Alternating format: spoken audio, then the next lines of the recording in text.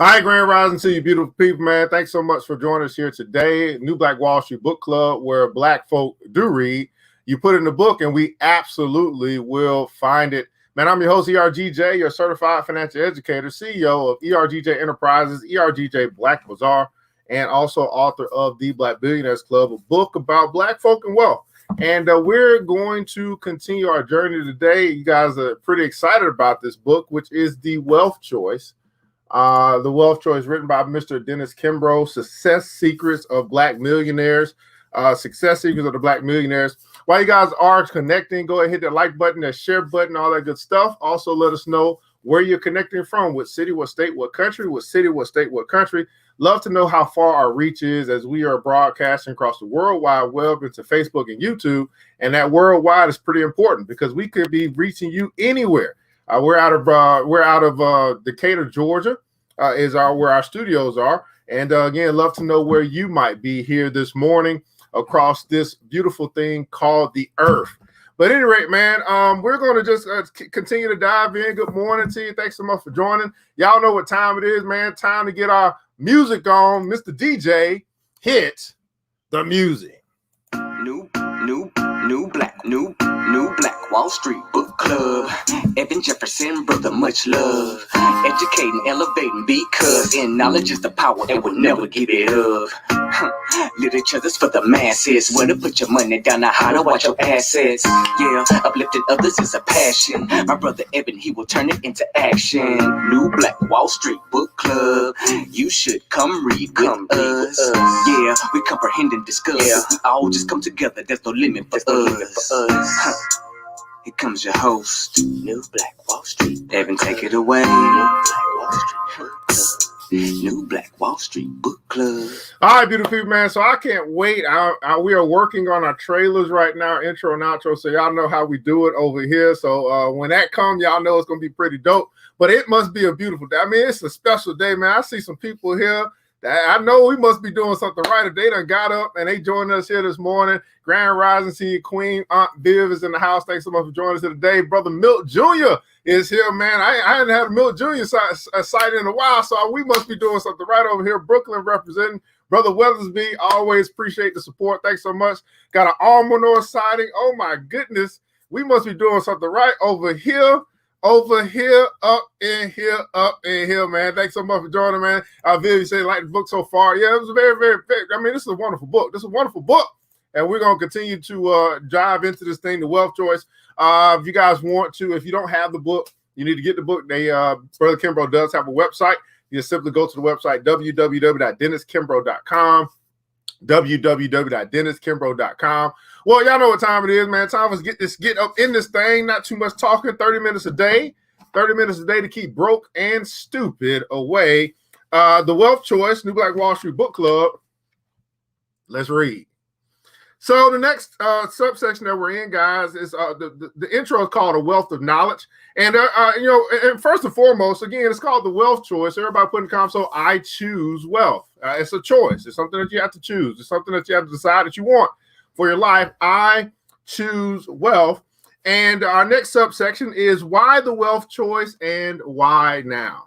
Why the wealth choice and why now? Grand Rising to you, brother. Mr. Jones is in the house. Thanks so much for joining us here today. So in spite of Black America's advances, only 40 years removed from the civil rights movement, with more successful, more educated, and more accomplished entrepreneurs and corporate professionals than at any other time in history, the journey is far from over. To be honest, it is only beginning. These pockets of prosperity, a gulf as vast as and deep as the Nile, separates the majority of the Black community from its financial elites, as well as from virtually every other ethnic group in our society. The abyss between wealthy Blacks and poverty-stricken Blacks is more than disturbing. The unemployment rate for young Black males in some urban areas is fast approaching Great Depression levels. More Black males than ever are incarcerated, attend miserably failing segregated inner-city schools, and live in gang-infested, crime-ridden neighborhoods. These impoverished enclaves have become the equivalent of a domestic third-world country. But these are not problems without solutions. Though the challenges that confront this market segment may be deep and vast and may desperately need addressing, the purpose of this book is to highlight the infinite possibilities that are available to all who inhabit the world. possibilities that have been brought to my attention and clarified by Black America's wealthiest. Unfortunately, you would be hard pressed to find a course in our educational system titled Wealth 101. Few of us are even taught the basic rudiments of money, how to make it and keep it, and share it, and open our hands to it. Over the years, I've learned that much of the accepted wisdom about race and economics is based on conjecture rather than fact. It will take a lifetime to untangle the myths, inaccuracies, and stereotypes that cloud the Black experience. And the most mindless idea of our time is that wealth in general, or millionaireship specifically, is attainable only by those of a certain class, race, or economic stratum. As this book will prove, nothing can be further from the truth. You, the reader, will come to understand that building a seven-figure income requires more than a successful enterprise or career. In fact, much more. The wealth creators interviewed for this study were quite clear regarding the path to wealth, not to mention the bigger picture, financial empowerment. The millionaires profiled here are convinced that Black America's top priority for the 21st century should be closing the wealth gap. With regard to wealth, prosperity, and fiscal fitness and awareness, what do Black millionaires know that so few people fail to comprehend? These wealth creators know that our prosperity as a nation depends on the personal financial prosperity of each individual. They know that proper preparation is the key to financial success. Everybody put in the console, proper preparation. They know that proper preparation is the key to financial success. They know that if you invest in yourself, you will never be poor. And that if you ask for little, you will receive little. They know that debt is like any other trap, easy to tumble into, but difficult to escape. They know that nothing makes a man or woman independent as ready cash, and that an investment in knowledge will always return the highest dividend. They know that prosperity flows only through channels that are open to receive it, and that anyone can overcome poverty. But that the individual who has nothing but money confronts another form of poverty, one that can never be conquered. They know that thrift not only safeguards the future, but allows one to work with confidence. And most important, Black millionaires know that true wealth can be found in these words: make all you can, save all you can, and give all you can. These principles and laws lie at the heart of the wealth choice. And I want to read a part of this again because we're talking about the wealth creators and what they know and understand about being wealthy. So the wealth creators know that our prosperity as a nation depends on the financial prosperity of each individual. They know that proper preparation is the key to financial success. They know that if you invest in yourself, you will never be poor. They know that if you they know that if you ask for little, you will receive little. How many guys have not been asking for enough? That's a great question. They know that debt is like any other trap, easy to tumble into, but difficult to escape. How many guys find that to be true?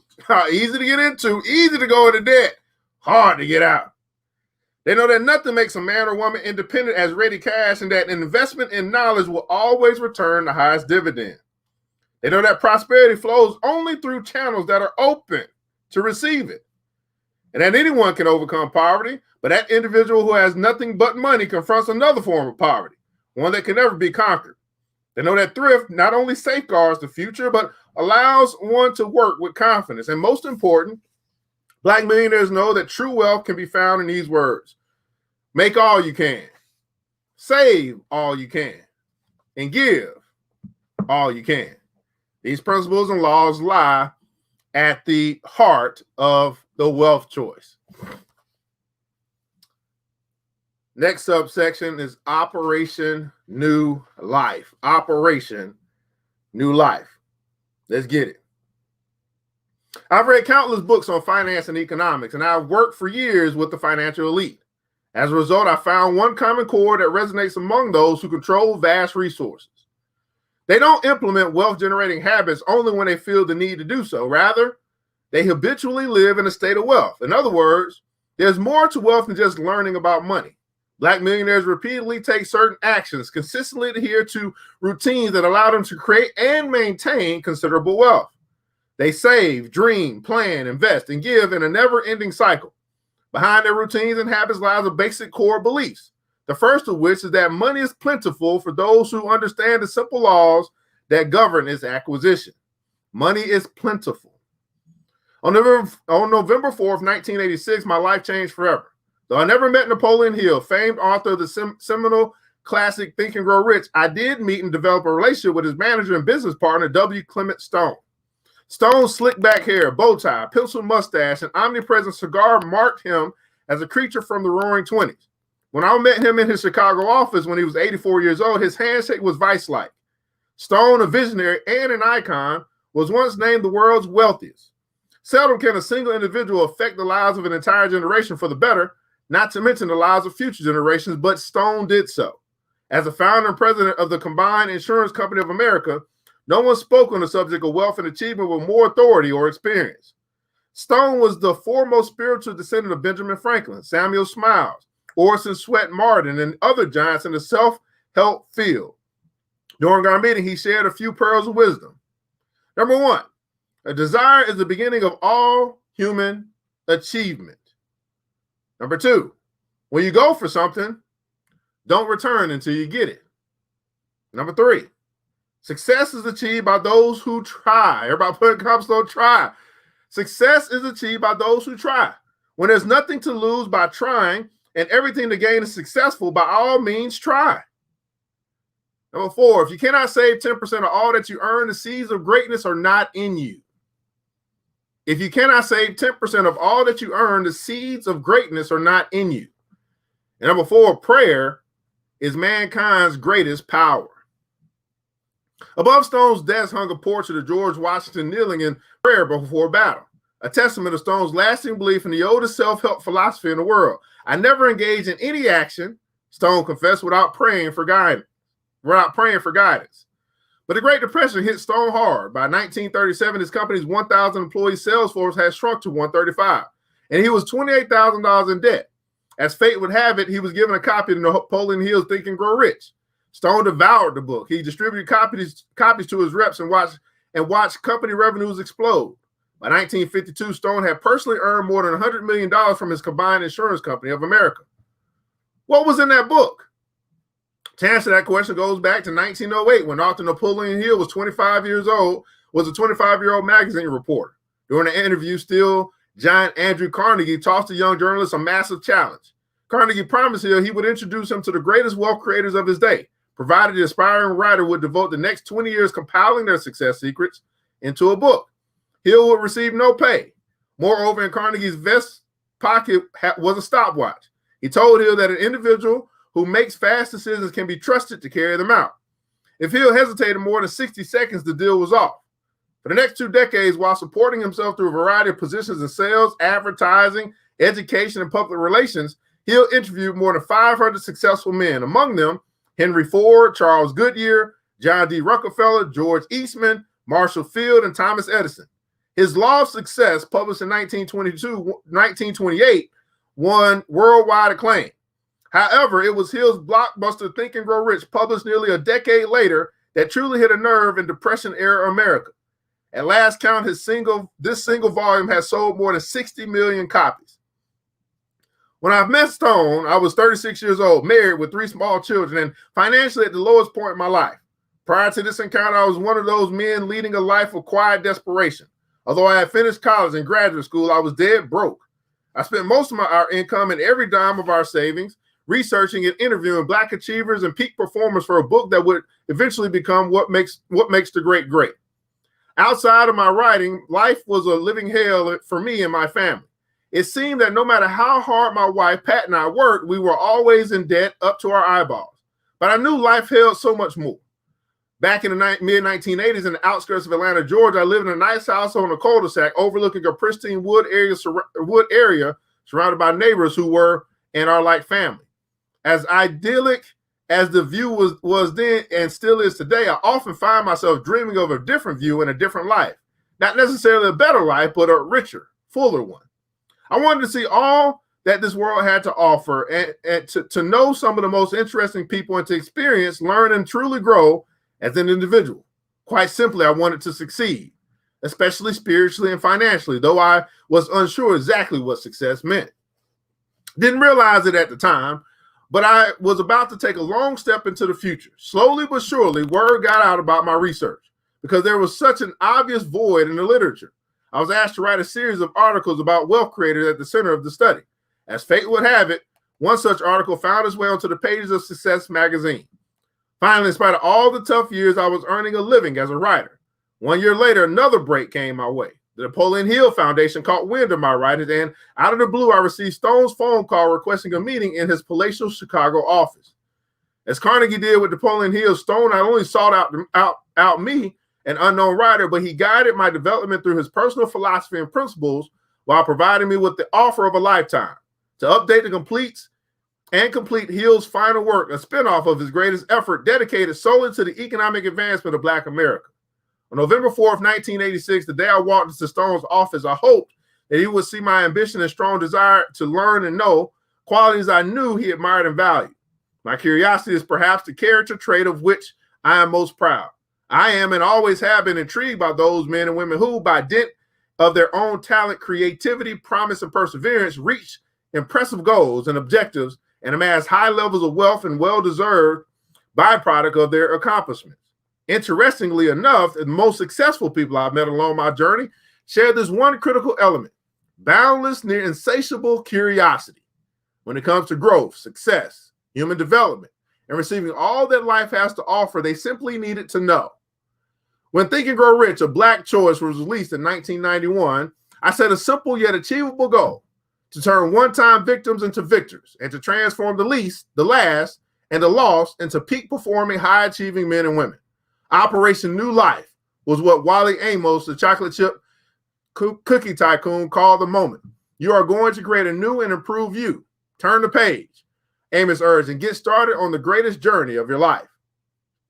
True success, I added, is guaranteed when each of us discovers our inherent purpose, lives courageously, utilize our creative gifts, and incorporates integrity into everything we do. To increase the prospects of both prosperity and personal empowerment, I identified 12 surefire principles that will set anyone on the fast track of success.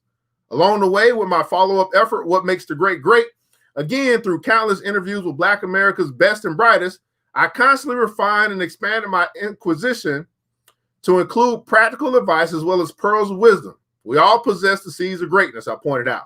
What Makes the Great Great provides the tools to discover and nourish those seeds. As of this writing, I'm happy to report that both works have been enthusiastically embraced by people from all walks of life, from private and professional associations to churches and colleges and nonprofit sector. And with this book, the message has widened. So we're hearing a little bit about the author's journey. Again, Dr. Dennis Kimbro, as he is setting us up for what he wrote, which is this book that we're reading now, The Wealth Choice. And I want to go back to those pearls of wisdom that was shared with Dr. Kimbro from W. Clement Stone. Again, he says this: desire is the beginning of all human achievement. What it is that you want, you obsess, you got to have, that's the beginning. And hopefully when you woke up this morning, it was something that you just got to have and that you're working towards. He said, when you go for something, don't return until you get it. Well, now that you've defined what it is that exactly what it is that you want, you simply keep going after it and eventually you'll have it, and you don't come back until you get it. That goes for all of the no's that you got to conquer, that you got to overcome, all the obstacles you might have to deal with, all of the issues in life that come along your journey. Don't come back until you get it. Success is achieved by those who try. I think we will be amazed by the amount of people who are unsuccessful simply because they never tried to be successful. Think about that for a second. They live in the life that they live in simply because they never, ever gave it a real effort towards a greater life or towards their best life, so to speak. When there's nothing to lose by trying and everything to gain if successful, by all means, try. Here's another one. If you cannot save 10% of all that you earn, he said that the seeds of greatness simply are not in you. And prayer is mankind's greatest power. Prayer is mankind's greatest power. We will continue, guys. Something for you guys to think about. We'll continue here on The Wealth Choice. We'll be right back after our adverts. I think something like that. If it's gonna work, don't look like it's working. Oh, yeah. There we go. So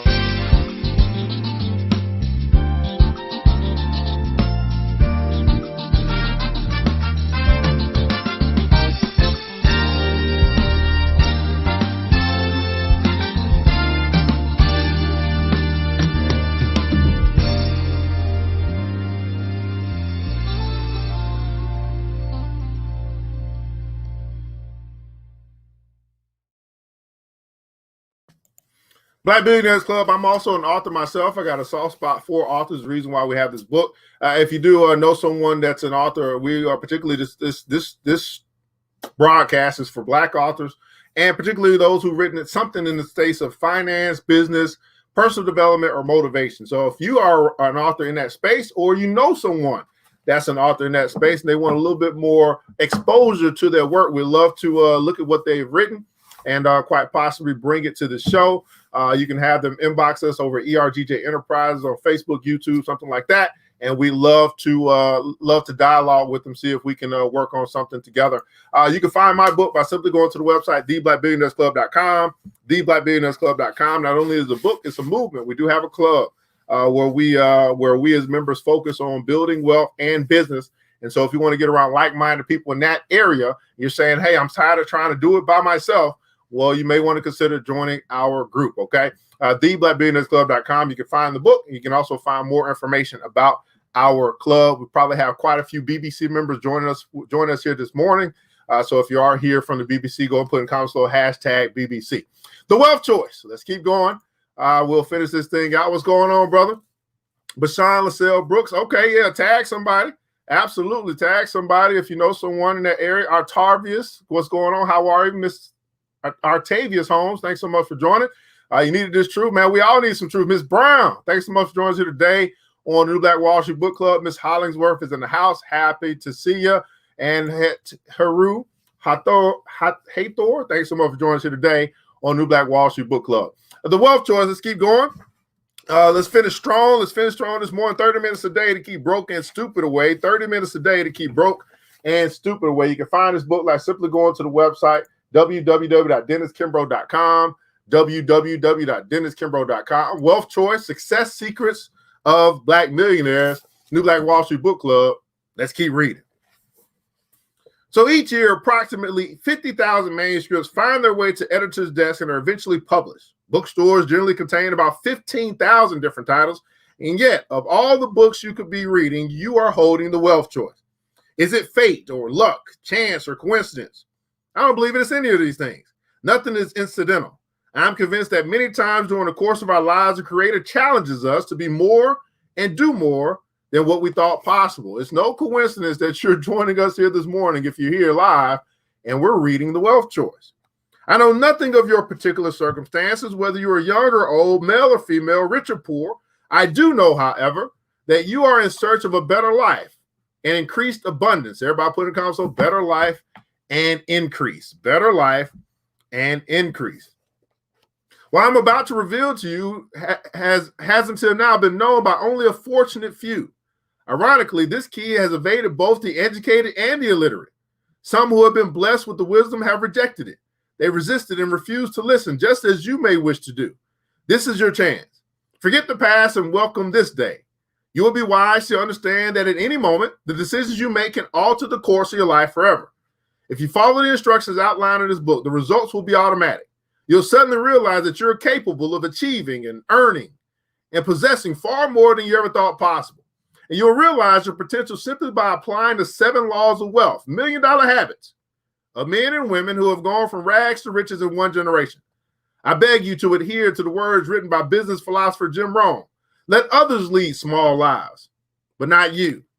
Let others argue over small things, but not you. Let others cry over small hurts, but not you. Let others leave their future in someone else's hands, but not you. And remember the 4 things that never return: the spoken word, the speeding arrow, the wasted life, and neglected opportunity. Now, the choice is yours. Everybody put in console, not me. Let me read this again. We're talking about the 7 laws of wealth, $1 million habits that we'll be getting into in this book. Again, one of my mentors, my virtual mentors, Mr. Jim Rohn, says this, and I quote, "Let others lead small lives, but not you. Let others let others argue over small things, but not you. Let others cry over small hurts, but not you. Let others leave their future in someone else's hands, but not you. And remember the 4 things that never return: the spoken word, the speeding arrow, the wasted life, and the neglected opportunity." How many guys have been in a situation where opportunity has come and passed you by because you neglected it and you realize that opportunity is not coming by again? Many people, when we start talking about like Bitcoin and stuff like that, they just neglect. They heard about it 4 or 5 years ago. They can't get it at 3,000 no more. Can't get it at 1,500 no more. Neglected opportunity. The start of a new revolution. We'll end with this subsection here. Since its publication, more than 500,000 readers have purchased a copy of Think and Grow Rich, A Black Choice. I got that book. Hopefully you do as well. You can find it on his website. If history is any guide, perhaps half of them even bothered to open the book. 200,000 may have read as much as a chapter or two or heard me speak. 100,000 were diligent enough to absorb it from cover to cover. 10,000 dog-eared a page, highlighted a few pages, or wrote notes in the margin. Believe me, I know. After many speaking events, I regularly ask to sign books. Through my unscientific poll, the number of copies featuring bent pages and highlighted is shockingly low. But regardless of how many readers actually absorbed and heeded my writings or failed to do so, a new revolution is about to take place. The zeal to do something, to implement a new approach, to take the first step along a new path is clear. Let me explain. Nearly 3 years ago, as I prepared to catch a flight from Atlanta Hartsfield Jackson Airport, I received a phone call. One of the top investment houses in the nation wanted to partner with me in an effort to reach a little known and untapped market segment, the Black America's wealthiest. At a minimum, men and women whose household annual income exceeded $250,000, and in particular, those who have reached millionaire status. The game plan was simple enough. Leaning on my name recognition as a draw, I would serve as the opening act to roughly 300 invited guests in 7 different cities. Once I concluded my remarks, a company representative, usually a high-ranked senior vice president, would share his or her insights on the economy and the present and present the firm's wide array of financial services. Each 90-minute session closed with cocktails, hors d'oeuvres, and small talk. It was during the small talk at these financial high flyers, that the subject of my next book revealed itself, and I accepted the proposal. It would be a study that would shatter many cherished, misguided beliefs, including a widely held notion that wealth and financial independence are the result of some mysterious, jealousy-guarded secret, or even more insidiously, that wealth is the result of being blessed with superior intelligence, talents, or skills, influence, or good luck. Wealth, as stated clearly by the millionaires I met during my initial presentations, is the result of a mindset that embraces tried and true habits backed by consistent and persistent action. Let me read that again. Wealth is a mindset, right, that embraces tried and true habits backed by consistent and persistent action. Wealth is a mindset that embraces tried and true habits backed by consistent and persistent action. In this book, I argue that a revolution is imminent, wherein the average American, particularly African Americans, are rethinking the tried and, as it turns out, not so true keys to wealth creation. Historically, at the heart of all revolutions stands no more than a handful of committed souls. Perhaps among them today are those 10,000 who have underlined key points in Think and Grow Rich, A Black Choice. However, now's the time to begin a new phase.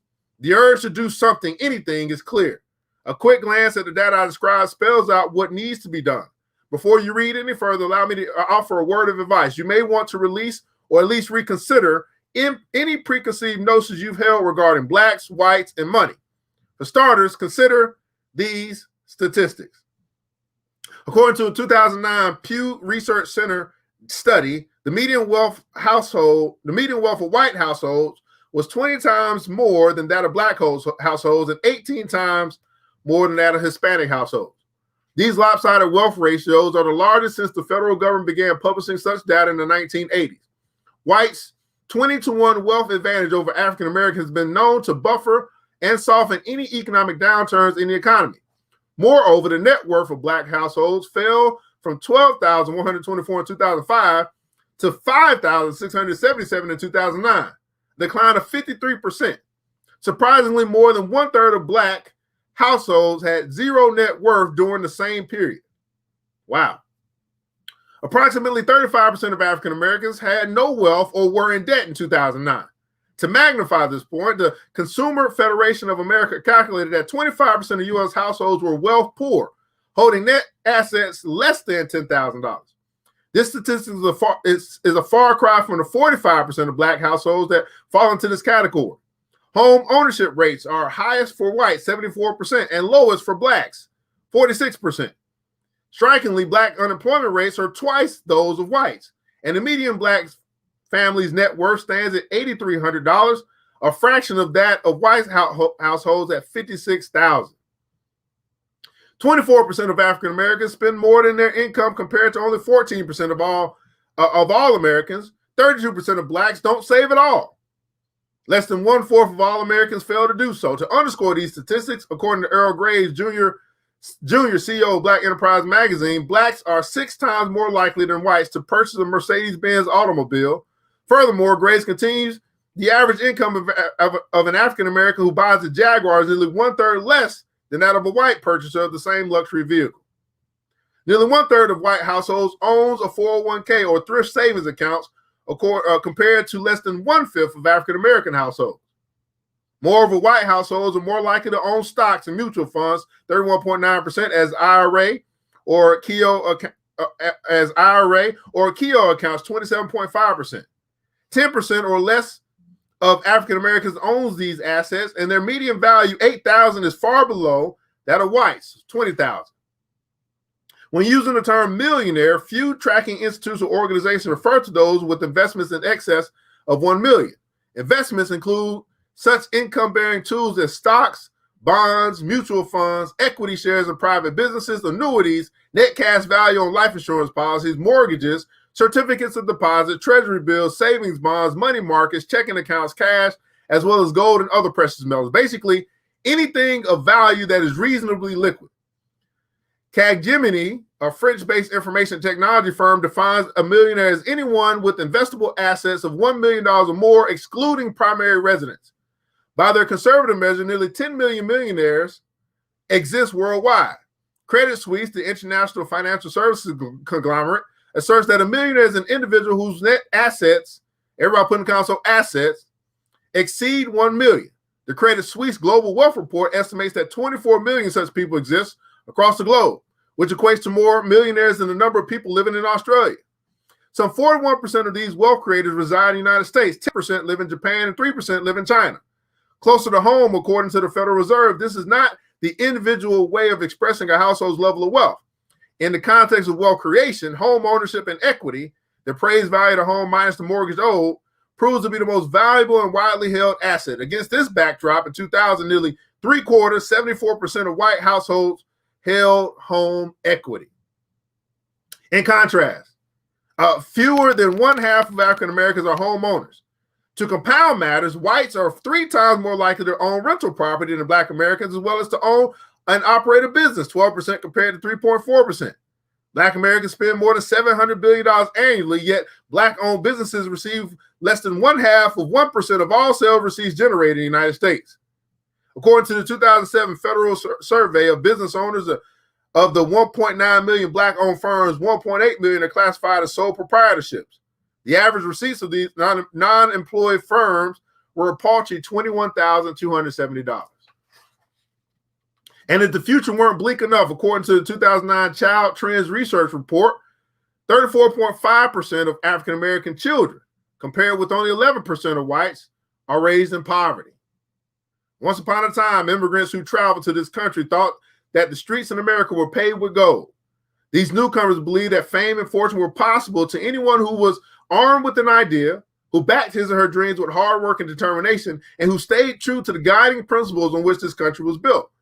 Eventually, experience demonstrated that this wouldn't be true for everyone. But what is true is that wealth and prosperity come to those who know where to look for it. Wealth and prosperity comes to those who know where to look for it.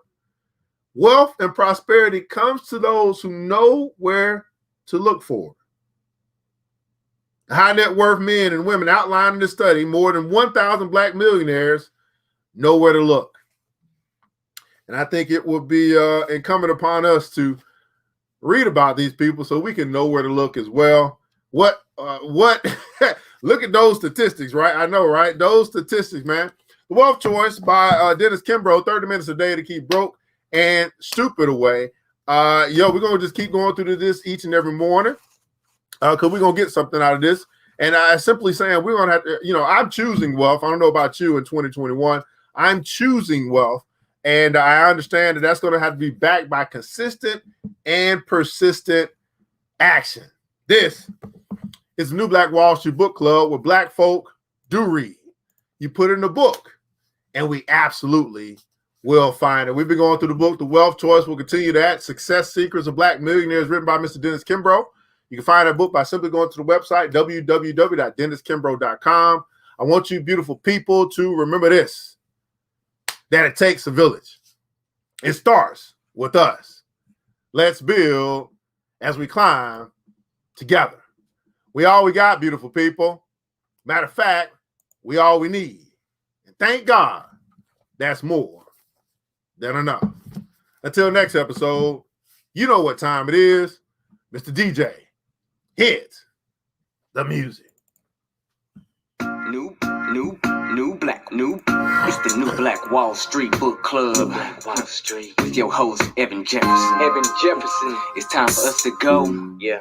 Now, you ain't got to leave the computer, but we encourage you to get out there and learn and apply all the things you learn at the New Black Wall Street Book Club. Yeah. The New Black Wall Street. The New Black Wall Street Book Club.